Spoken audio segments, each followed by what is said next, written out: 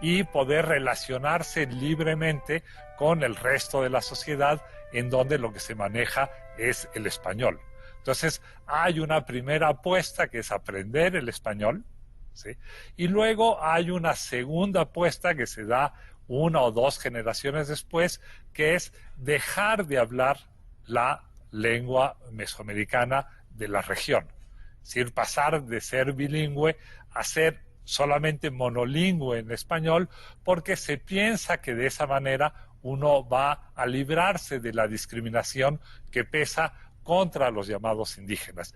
Este es el fenómeno más común en México, ¿sí? Este es el fenómeno que nos están reflejando los datos, ¿sí? La excepción son aquellas regiones, ¿sí?, en donde los habitantes siguieron manteniendo estas distinciones de origen colonial y en donde los ahora denominados indígenas conservaron el uso de sus lenguas mesoamericanas, muchas veces porque las puertas del resto de la sociedad se les habían cerrado por completo, porque la discriminación contra ellos era tan brutal que el único sitio en donde encontraban refugio, en donde eran considerados como personas, en donde eran valorados por sí mismos, era al interior de sus comunidades, ¿sí?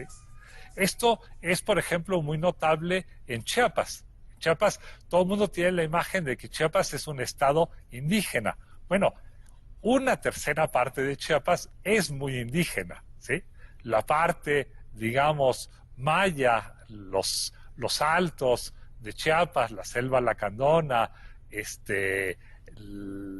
la región, digamos, norte, ¿sí?, pues tiene un 80% de hablantes de lenguas mesoamericanas. El resto del estado de Chiapas prácticamente no tiene hablantes de lenguas mesoamericanas. Podríamos entonces decir que hay más un proceso de integración que de rechazo históricamente.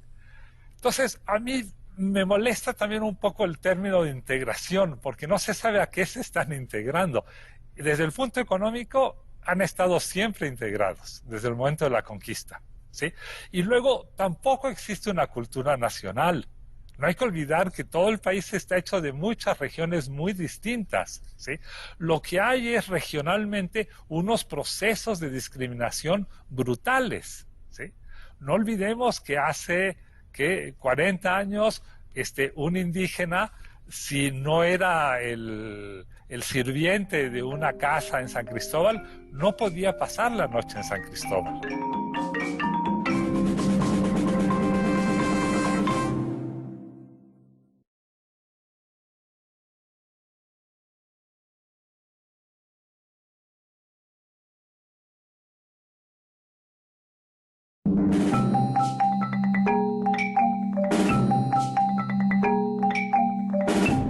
Tampoco existe una cultura nacional.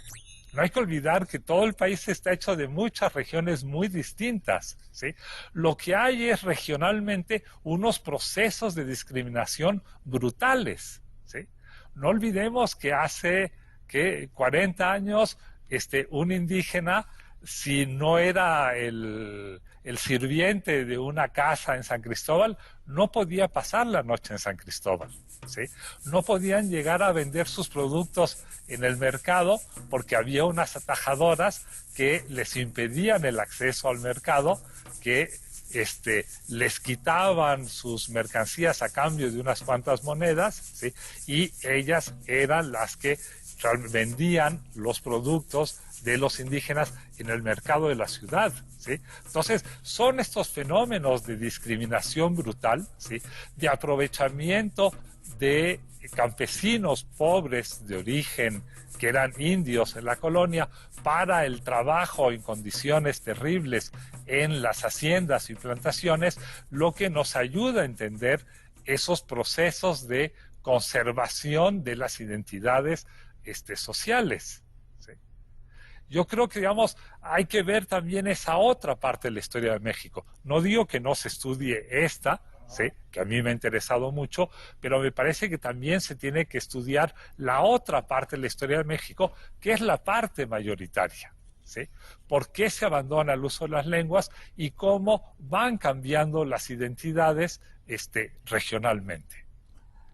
Mauricio, hemos hablado de distintos procesos de mestizaje étnico, económico, social, pero también hay otras formas de mestizaje que quizá hemos descuidado. Por ejemplo, el mestizaje cultural que se da a través de los libros, un tema que a ti te ha interesado. ¿Qué nos puedes decir sobre esto? Bueno, lo que yo creo sobre el mestizaje cultural en México, el mestizaje más amplio, cada que me voy más atrás a la historia, cuando veo un biombo colonial y me doy cuenta que tiene arte japonés mezclado con arte portugués y mezclado con arte colonial español e indígena mexicano, o cuando uno ve los textos del siglo XIX y ve cómo están fascinados por Japón y están con los franceses y con Walter Scott, están fascinados por Walter Scott también y todo esto. Pienso yo, ¿cuándo hubo pureza? ¿Por qué hablamos de esto? ¿Cuándo no hubo mezcla? ¿Cuándo quien quiera que tomara una pluma para escribir en vernácula, es decir, no en latín, ya para el siglo XVII, XVIII, XIX, XX, cualquiera que escribe en vernácula es necesariamente híbrido, cosmopolita y todo al mismo tiempo, porque está escribiendo está metiéndose en una corriente cultural que por cursi, por local, por provinciana que sea, ya incluye muchas otras cosas. De repente ganan los cosmopolitas, de repente ganan los provincias, de repente hay que negar que toda esa... de repente hay que decir que Diego Rivera es nuestro gran pintor porque descubrió las verdaderas raíces nacionales, y de repente hay que decir que Diego Rivera es nuestro gran pintor porque se educó en Francia y pudo haber sido Picasso, y vivió tantos años en Francia, que es nuestro gran vanguardista, por eso es grande. Y la historia de la cultura mexicana siempre ha ido así. Un libro que rompió mucho esto, después de El laberinto de la soledad o incluso de México profundo, fue La jaula de la melancolía de Roger Bartra, donde tranquila y de una manera muy burlona muestra que todas estas cosas que consideramos tan o cosmopolitas o profundamente locales mexicanas son parte de las corrientes del pensamiento occidental y de los grandes mitos del pensamiento occidental de siglos. Y creo que aquí todos lo reconocemos, que el mestizaje ya nada más no funciona como una ideología, primero porque es racial, como dice el profesor Aguilar, segundo porque ya no hay nada detrás, ya ser mestizo no significa acceder al IMSS, no significa nada. Tarde o temprano esta ideología ya no responde a gran cosa, pero nos quedamos con algo muy claro. Uno, como decía el profesor Aguilar, México tiene un problema de raza. En México hay racismo. Entonces hay que afrontarlo. Dos, si en México hay racismo, ¿cómo vamos a solucionar ese problema?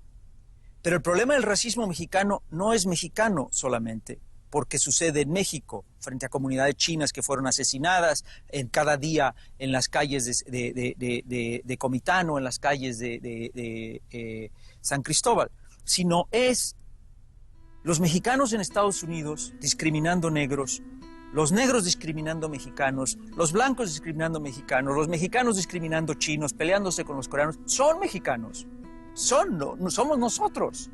Hay un problema de raza fundamental en México. No decirle a Occidente, somos tan bonitos y bellos como ustedes, sino decirle a Occidente, ustedes son tan cochinos y feos como nosotros. Y hay que estar juntos luchando esto.